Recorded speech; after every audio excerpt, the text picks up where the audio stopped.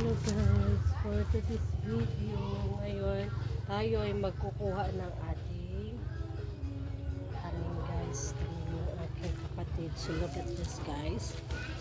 Alright. This. Ayan guys, so fresh from the farm.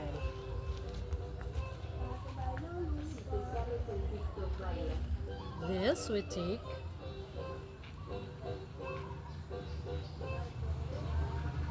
look at this as a fresh vegetable guys.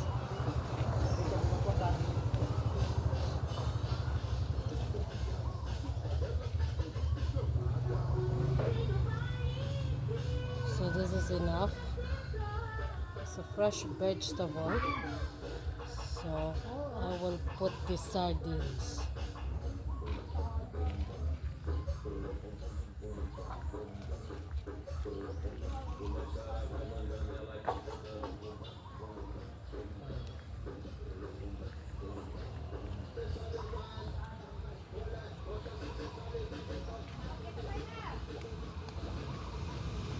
Look at this guys.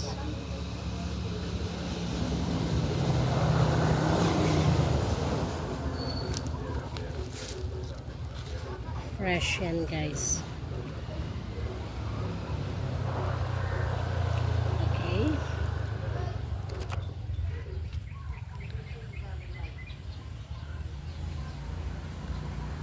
Bagong pitas, fresh pa guys. Fresh from the farm. So ayan guys.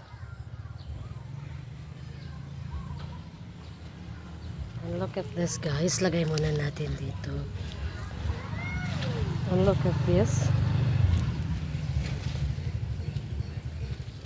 What is a big eggplant over here? It's big eggplant.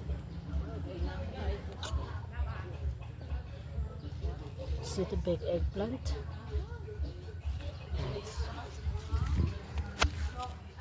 So here we go. This is the small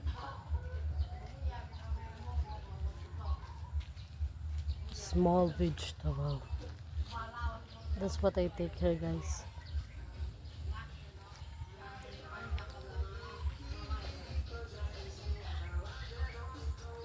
So pichay. So libre na yung ulam namin for today's video.